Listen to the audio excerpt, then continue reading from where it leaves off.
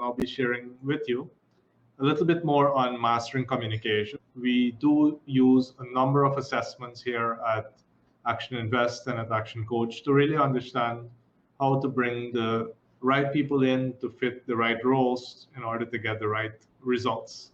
So I'll be taking you through very quickly what some of these tools are. Now, first of all, I want to share with you the learning styles.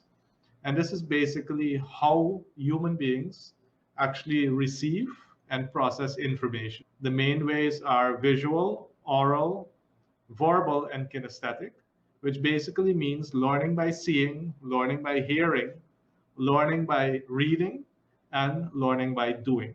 When we actually measure someone and we understand their preference, it is so much easier to provide the education in a way that really suits their preference. We then also take a look at the type of experience that needs to be created.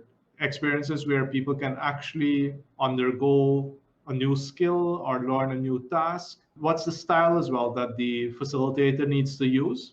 And how do we get them to take these abstract ideas and make them very real in their minds? What we also use frequently is our sales plus IQ assessment, because every organization sells something. They either sell a tangible good, a product, or a service. Now, we need to know that persons are comfortable and that they have developed the skills to actually present these solutions really well to the market. Now, some people, we don't actually have a sales selling school, a sales skills school here in Guyana. So people learn it from trial and error. Some people might have been taken under the wing of someone who was a really good salesperson. But how do we know? Nobody comes with a certificate in selling. Now, this particular assessment really analyzes how someone can self-manage and reach sales potential in order to really hit the goals of the organization. And we use a framework that is all about identifying the need, building that personal connection, ensuring that your team member or the person who has to sell can actually explain the benefits and create an experience for the person who's doing the buying, and then address any common questions or any objections that may come up and be able to summarize the benefit to the client.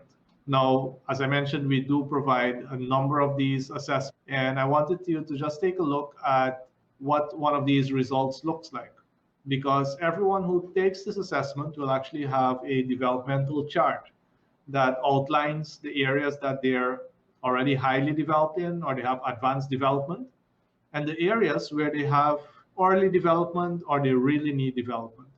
And these areas range from sales preparation to self-preparation, targeting the right market, the right methods.